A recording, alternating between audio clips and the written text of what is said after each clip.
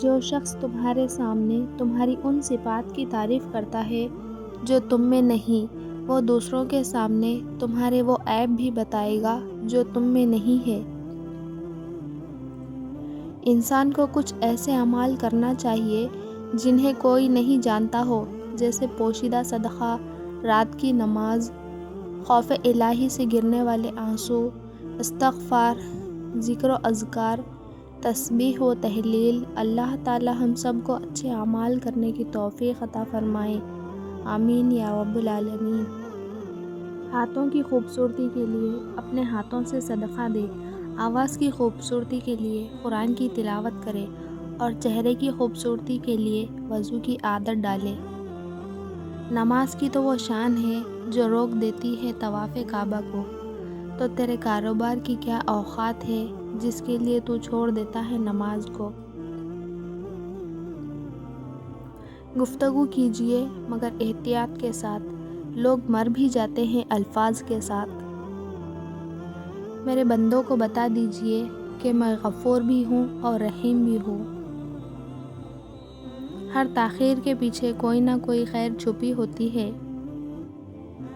اللہ تمہاری مانگی جانے والی کچھ دعاؤں کو وہ اپنے پاس رکھ لیتا ہے تاکہ بہترین وقت میں تمہیں عطا کر سکے۔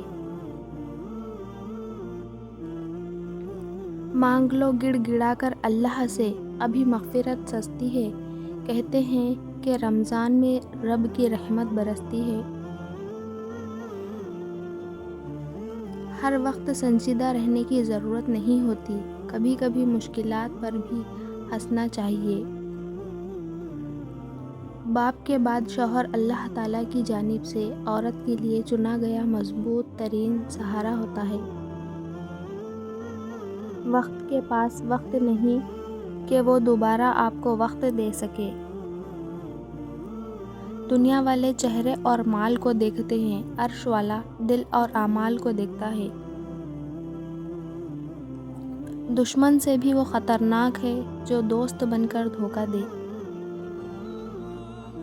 ہم ضرور تمہیں اچھے اور برے حالات سے آزمائیں گے۔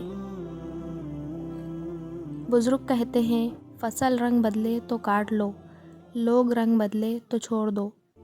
دنیا کی تمام اشیاء ضائع ہو جانے کے بعد پھر دستیاب ہو سکتی ہے، لیکن ضائع شدہ وقت واپس نہیں آ سکتا۔ وقت کی قدر کرے اور اسے کارآمد بنائے۔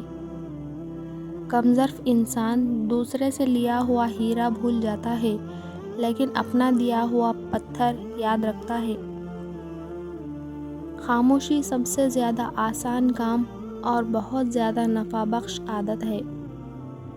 یہ دنیا آرام کی جگہ نہیں ہے، امتحان کی جگہ ہے۔